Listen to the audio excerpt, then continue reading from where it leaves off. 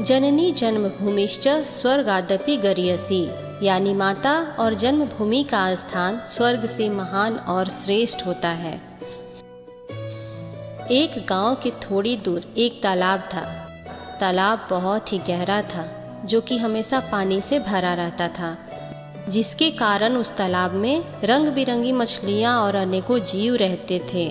मछलियाँ देखने में बहुत सुंदर लगती थीं, जिसके चलते गांव वाले उन मछलियों को कभी मारते नहीं थे, बल्कि वहाँ की हरियाली और पक्षियों का कोलाहल और सुंदर तैरती मछलियों को निहारने आते थे और मछलियों को आटे की गोलियाँ भी खिलाते थे, जिस कारण उस तालाब की मछलियाँ, मेढक जैसे जीव वहाँ बड़े शांति से अपना जीवन व्यतीत कर रहे थे। एक बार उस गांव में भयंकर सूखा पड़ गया। बारिश नहीं होने के कारण तालाब का पानी तेजी से सूखने लगा था, जिसके कारण आसपास के पक्षी वहां से दूर जाने लगे थे। सब हरियाली भी सूख चुके थे। कड़ी धूप के कारण पानी तेजी से सूखता चला जा रहा था।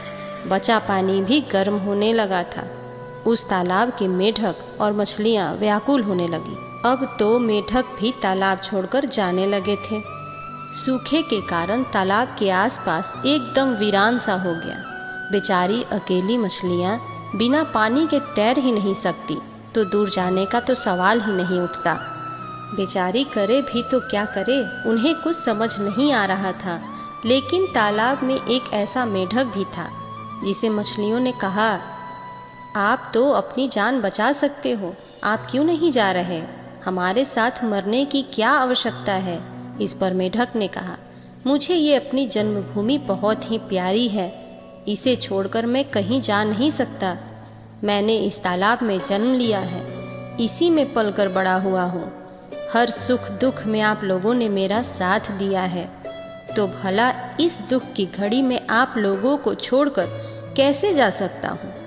इस पर मछलियों ने कहा, हम तो मजबूर हैं, आपकी तरह ना तो फुदक फुदक कर कहीं जा सकते हैं और ना ही पक्षियों की तरह उड़ान ही भर सकते हैं। आप यहाँ से जाओ और अपनी जान बचाओ। मेढक ने तुरंत कहा, सब दिन बराबर नहीं होते, काली रात के बाद ही भोर होती है। वैसे ही दुख के दिन के बाद भी सुख के दिन ज़रूर आते हैं। इसलिए मैं चाहता हूँ आज शाम हम सभी को मिलकर ईश्वर से प्रार्थना करनी चाहिए, क्योंकि हमें अपने ईश्वर पर अटूट भरोसा रखनी चाहिए। वह बहुत दयालु है, जो सबकी सुनता है। हम सबकी प्रार्थना भी सुनेगा। उन सब ने प्रार्थना करने का निश्चय किया।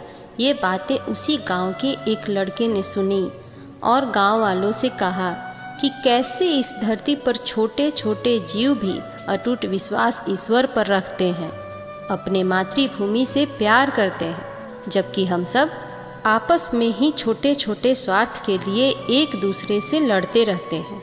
इसलिए हमें भी उनकी तरह सच्चे हृदय से ईश्वर से प्रार्थना करनी चाहिए।